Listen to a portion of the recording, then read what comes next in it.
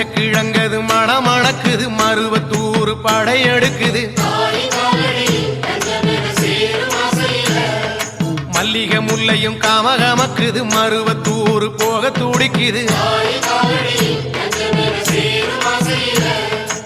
Purpose of the incarnation. This incarnation is to instill faith in God, devotion to God, and spiritual awareness.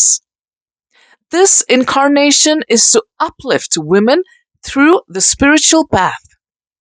This incarnation is to uplift the underprivileged people through the spiritual path. பொன்னாளா இது ஒரு பொன்னாளா பங்காரு பாலன் வந்த நன்னாளா அவதார மங்கள நாளுங்க நம்ம அம்மாவிடம் அருளாசி வாங்க